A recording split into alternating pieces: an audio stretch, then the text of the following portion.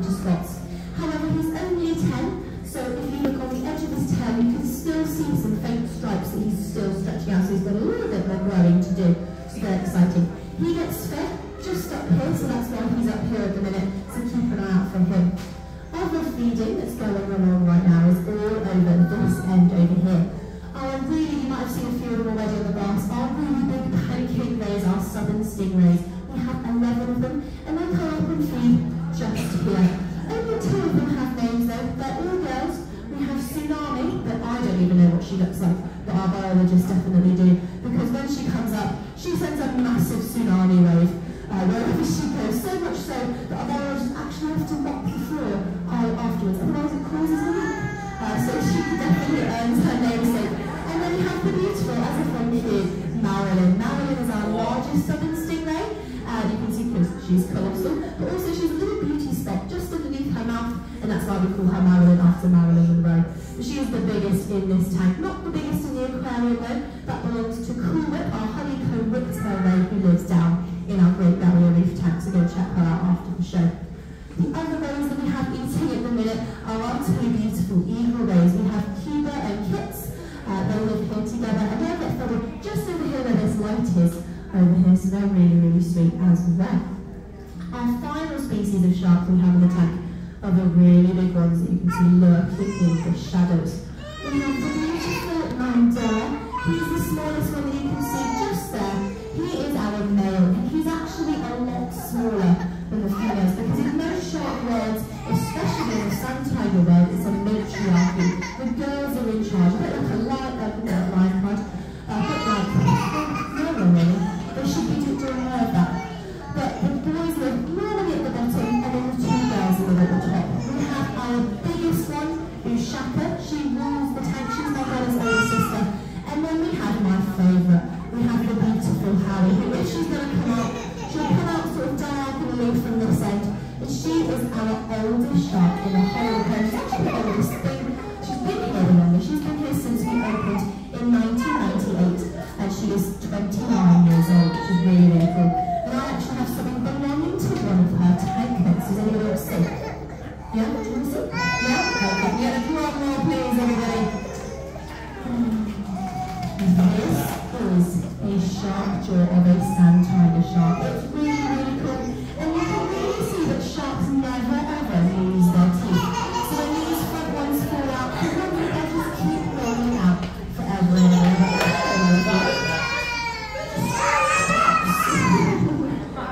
That's so right. I've got dangerous things. So you can see that sharks never ever run out of teeth. In fact, they can go through to 300,000 teeth in one lifetime, every single shark. So that's really, really cool. This belonged to a shark. We used to live with Hannah, who was this big shark just here. You can see she's very, very big.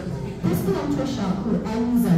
And when we first got Enzo 26 years ago, we put him in a tank, and we turned off the lights and we left him. We got really upset. We started to wriggle a lot, started to get really agitated. So we went back in, turned all the lights, and he calmed down.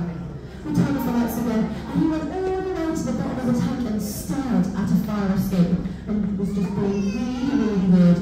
And eventually, our very clever biologist figured out that Enzo, the shark with these teeth, that could easily eat my head, was actually scared of the dark. Oh no! Poor little Enzo. So it just goes to show that sharks are actually way more scared of us than we are of them, and we actually do some really nasty things to sharks. We do some really horrible things, like we put loads and loads of plastic in the sea at the minute. And I know that it's coming up to summertime now, school is out. So when we go on the beach this summer, are we going to leave our sandwich and crust wrappers on the beach? No. Can we get a big no, everybody? No. Are we going to clean up any other rubbish that we see on the way? Yes. Yes, because if you guys can, when you're on the beach, at least try and pick up 5 bits of plastic, because if everybody does their bit, then we can make the oceans a lot more safer and a little bit more plastic free. If that's okay, right, I'm going to close this so nobody else is searching through the box. Okay, so we've learned about the sharks in our tank, but there's also a lot more species of sharks out in the wild. Does anybody know how big the smallest shark in the world is? Yeah? How big? What is big? Just big? Or is think? Do you know? Cookie sharks are very, very small, but there's one even smaller, is the dwarf lantern shark. And if you put a line from your tiniest finger, your longest finger, to the edge of your hand, that is how big the smallest shark in the world is, the dwarf lantern shark. They're normally found a little bit deeper waters, and they actually have bioluminescence, they glow, which is really, really cool. But the biggest shark in the UK, in the world, does anybody know what that is? The biggest shark? Somebody said the word, you know? Yeah, it's bigger than that. It's the whale shark, as somebody said. The whale shark is really, really big, but they really like warm tropical waters. So what about the second biggest shark? Anybody know? Yes. Great whites are still really big, but there's one even bigger. It is the basking shark. The basking shark is the second biggest shark in the world, and it actually is found around the UK all the time. And I need two people, two very brave volunteers, to stick their hands up to come and show me just how big it is. You can come up here very quick to come up. And you're over there. Round of applause for our volunteers last day.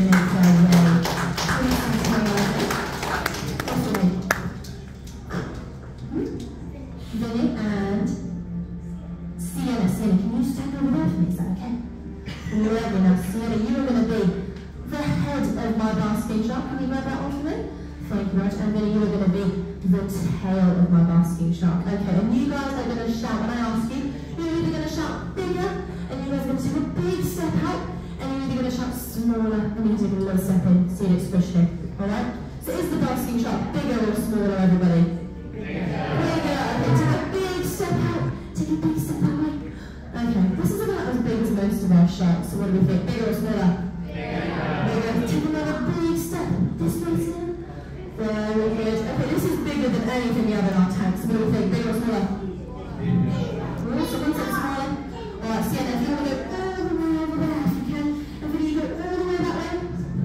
Keep going all the way to the line. This is how big the basking shark actually is. From wall to wall, not even glass to glass, in this tank, in this room. So they're really, really big. What do you think a shark this big is here to do? What's it eating? Oh, the sharks, what do you think? It actually eats the smallest thing in the sea called plankton. It's so small that sometimes we need a microscope to see it, so it's really good. Okay, can we have a round of applause for our volunteers as they bring their stuff out, please?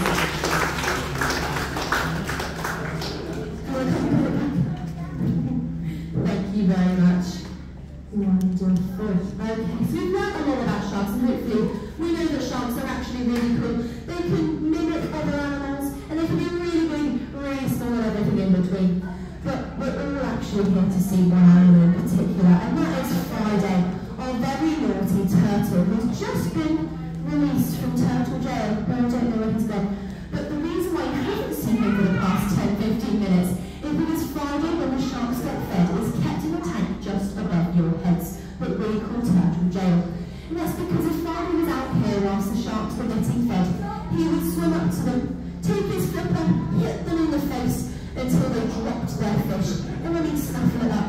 And the sharks, even though they have really big teeth like you've seen, they can't actually hurt him because their teeth are too brittle and they'll break on his really strong shell. So you're allowed to get away with anything. But the real problem with this is that Friday is a green turtle. Until we reach the age of 20, green turtles do eat fish. But when they reach 20, they become vegetarians. Friday's 45. So why is he eating fish? We don't really know. We just know that he can't and he shouldn't because it makes him a bit poorly. So that's why we call it turtle jail. But actually out there he gets his nice salad, his vitamins and his nice little shell rub. So he's happy as well up there, so there's no worries. Alright guys, so I'm going to stop talking now, let you guys come back up to the glass. If you'd like to come touch the shark jail, please do. And that's it. Have a lovely rest of your day. Thank you very much.